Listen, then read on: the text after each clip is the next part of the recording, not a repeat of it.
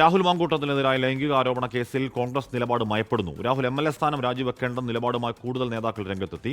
നിയമസഭയിൽ രാഹുൽ മാങ്കൂട്ടത്തിൽ വരുന്നതിനെക്കുറിച്ച് നടക്കുന്ന അനാവശ്യ വിവാദമെന്ന് കെ മുരളീധരൻ പറഞ്ഞു.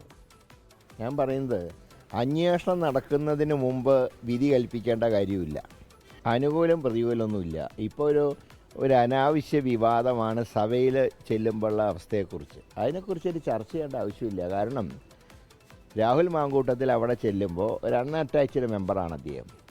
അദ്ദേഹത്തിൻ്റെ ഈ സഭാ നടപടികളുടെ കാര്യങ്ങളിൽ എല്ലാ കാര്യങ്ങളും ഇനി തീരുമാനമെടുക്കേണ്ട സ്പീക്കറാണ്.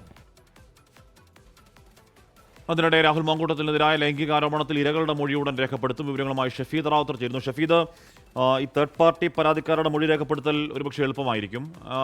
ഇരകൾ ഇപ്പോഴും പരാതി നൽകാൻ സന്നദ്ധരായിട്ടുണ്ടോ, മൊഴി നൽകാൻ സന്നദ്ധരായിട്ടുണ്ടോ? നേർക്കുനേർ ഇരകൾ. ഷഫീദ്.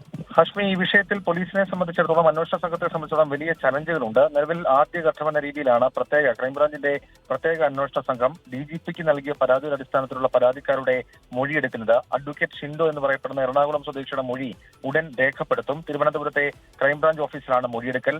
രാഹുലിനെതിരെ കേസെടുക്കണമെന്ന് അഡ്വക്കേറ്റ് ഷിൻഡോ പോലീസിലും ബാലാവകാശ കമ്മീഷനിലും പരാതി നൽകിയിരുന്നു. അതേസമയം നേരിട്ടുള്ള മൊഴിയെടുപ്പ് അത് എത്രത്തോളം വൈകുമെന്നുള്ളത് അന്വേഷണ സംഘത്തിന് ആശങ്കയാകുന്നുണ്ട്. മാത്രവുമല്ല, ഇക്കാര്യത്തിൽ കൂടുതൽ വിവരശേഖരണവും ശാസ്ത്രീയ പരിശോധനയും ക്രൈംബ്രാഞ്ച് സംഘം ആരംഭിച്ചിട്ടുമുണ്ട്. ഹഷ്മി.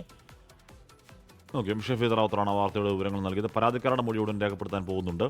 ഈ പറയുന്ന രീതിയിൽ ഇരകളുടെ മൊഴി അത് കേസിന് നിലനിൽപ്പിൽ തന്നെ ഏറ്റവും പ്രധാനമാണ്. അത് കിട്ടുന്നില്ലെങ്കിൽ അതിൻ്റെ കേസിന് നിലനിൽപ്പ് തന്നെ പ്രശ്നമാണ്. നേരത്തെ നിയമവിദഗ്ധരടക്കം ചൂണ്ടിക്കാണിച്ചിരുന്നു. നോക്കാം എങ്ങോട്ടേക്കാണ് കേസിന്റെ പോക്കെന്ന്. ലോകത്തെവിടെയായാലും ഏത് സമയത്തും 24 വാർത്തകളും ഓഗ്മെന്റഡ് റിയാലിറ്റി പാക്കേജുകളും എക്സ്പ്ലെയിനറുകളും വിശദമായി കാണാൻ ഞങ്ങളുടെ YouTube ചാനൽ നിങ്ങൾക്ക് സബ്സ്ക്രൈബ് ചെയ്യാം.